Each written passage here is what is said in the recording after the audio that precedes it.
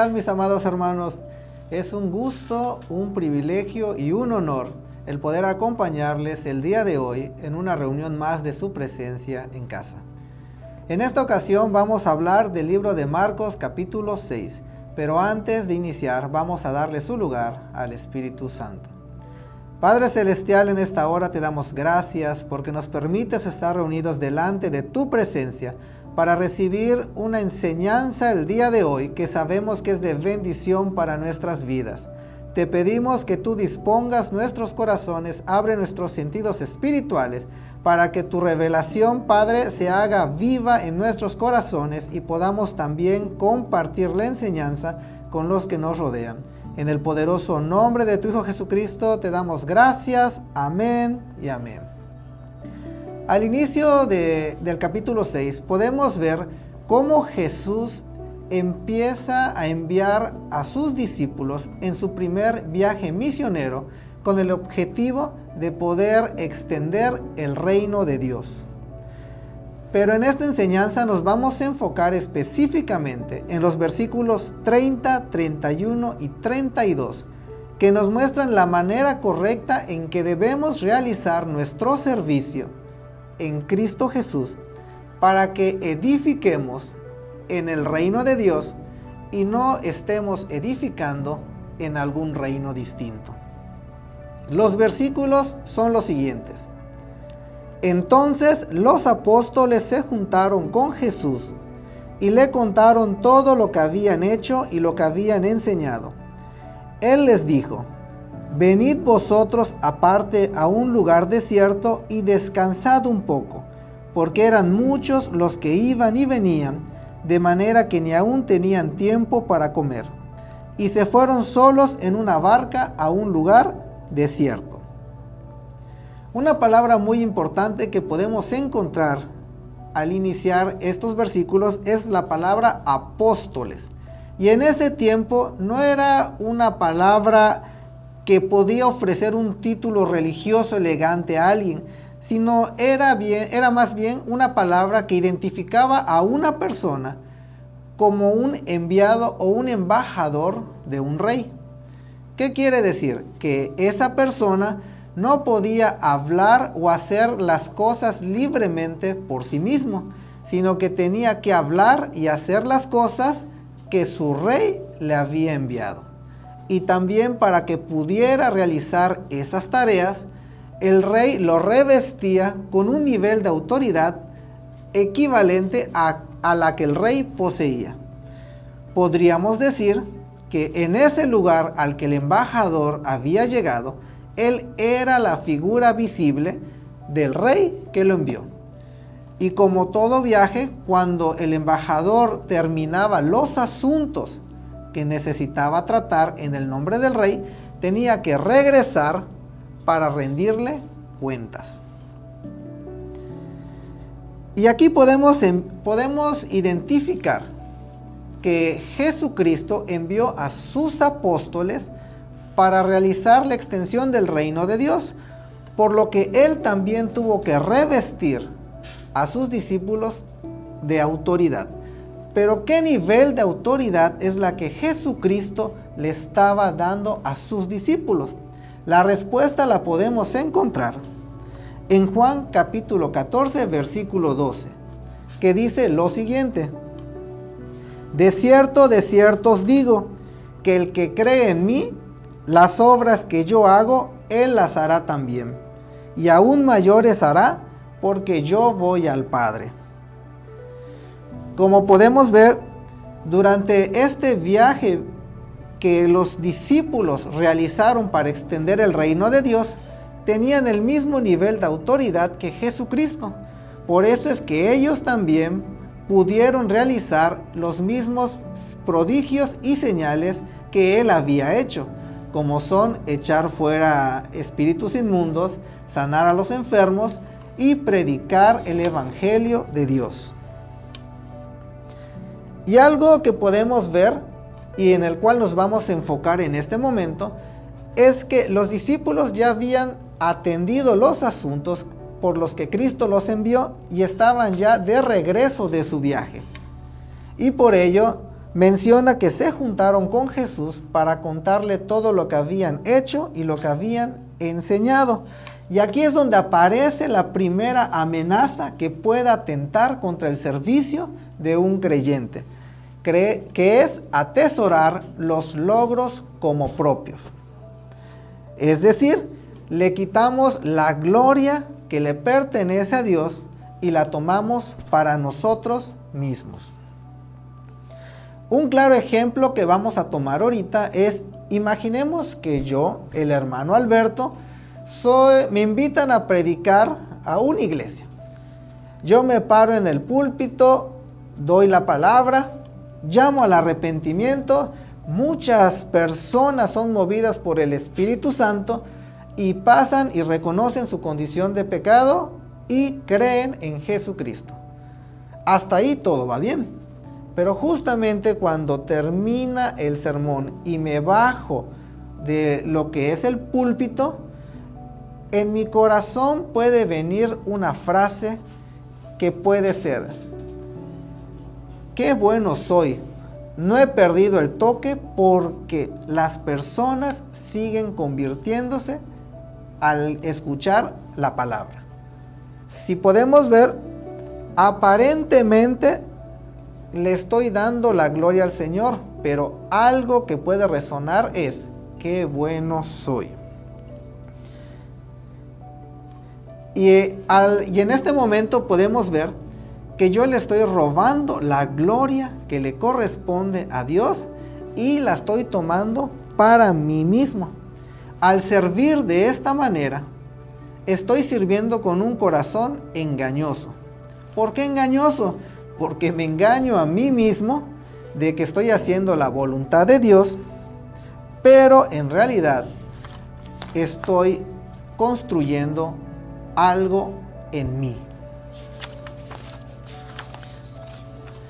Entonces podemos tener la pregunta: ¿es posible servir a Cristo con un corazón alejado de Él?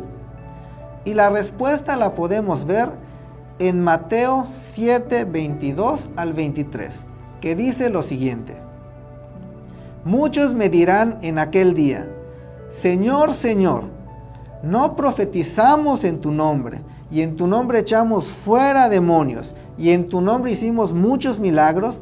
Y entonces yo les declararé: nunca os conocí, apartaos de mí. Por ello, la respuesta es sí.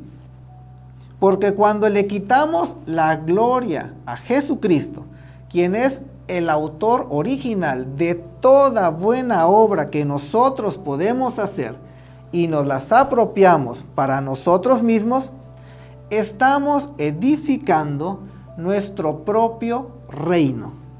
Pero cuando reconocemos que todo lo que podemos hacer es por la autoridad que Cristo Jesús nos ha dado, entonces edificamos en el reino correcto, que es el reino de Dios. Y ahora vamos a leer nuevamente parte del versículo 31. Porque eran muchos los que iban y venían, de manera que ni aún tenían tiempo para comer. Estar metidos en las cosas de Dios todo el día, por ejemplo, sirviendo, predicando, visitando a los enfermos, entre muchas otras cosas, y descuidando aparentemente nuestro cuerpo, que es el templo de Dios, de sus necesidades básicas como son comer y descansar, surge una pregunta: ¿es este comportamiento correcto? Y para poder responder, vamos a comparar dos pasajes de la Biblia. Primero, Mateo 6:16, que aquí podemos encontrar cómo los fariseos, cuando ayunaban, tenían que salir a las calles, pero salían con unos rostros tristes, salían completamente desalineados, con la intención de que las personas pudieran mirar su sacrificio, pudieran mirar también su dolor, pero que estaban cumpliendo aparentemente la voluntad de Dios. Pero también vamos a leer Juan capítulo 4, versículo 31 al 34. Y esto sucede después de que Cristo habló con la mujer samaritana en el pozo. Entre tanto, los discípulos le rogaban diciendo: Rabí, come. Él les dijo: yo tengo una comida que comer que vosotros no sabéis. Entonces los discípulos decían unos a otros: ¿le habrá traído alguien de comer? Jesús les dijo: mi comida es que haga la voluntad del que me envió y que acabe su obra. Y es aquí donde nosotros podemos encontrar la segunda amenaza que pueda atentar contra el servicio de un creyente, que son las verdaderas intenciones de nuestro corazón al momento de servir. Podemos ver dos tipos de intenciones en estos pasajes. Los fariseos buscaban el aceptamiento de las personas, el reconocimiento, es decir, ser el centro de atención. Buscaban los aplausos, buscaban también que las personas los tuvieran en una estima mayor de la que realmente tenían, y que todos pudieran mirar todo el sacrificio que hacían por Dios. Pero del otro lado podemos ver a Cristo. Cristo no buscaba multitudes, Cristo no buscaba tener testigos de lo que hacía, sino que era un deseo ardiente de expresar el amor de su Padre, es decir, llevar el arrepentimiento a las personas para que conocieran de su Padre y Él pudiera cuidar de cada una de las ovejas.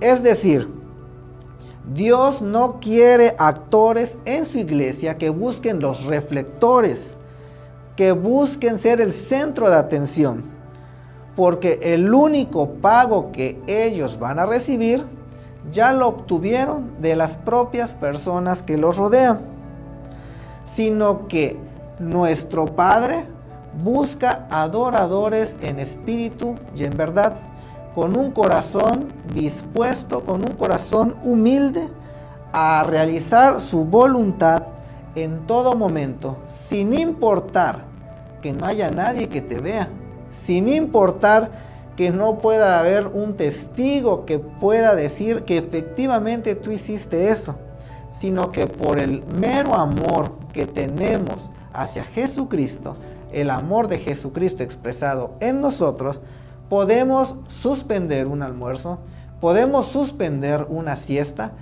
para enfocarnos en esa persona que llega a nosotros, que tiene necesidad de una palabra de consuelo, que tiene necesidad de una palabra de dirección. Y estas amenazas no son nuevas, no es algo que acaban de surgir, sino que ya existían desde hace mucho tiempo. Jesucristo lo sabía, que nuestro corazón es volátil. Por eso es que Él nos dice que descansemos y que vayamos a un lugar desierto.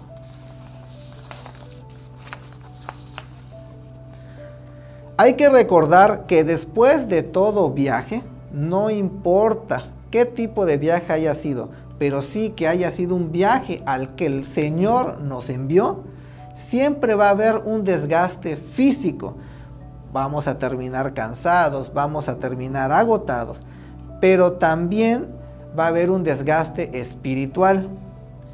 Recordemos que cuando nosotros manifestamos el poder del Espíritu Santo, ahora sí que nos desbordamos, pero también nos vamos vaciando en ese momento de la llenura que cargamos del Espíritu Santo.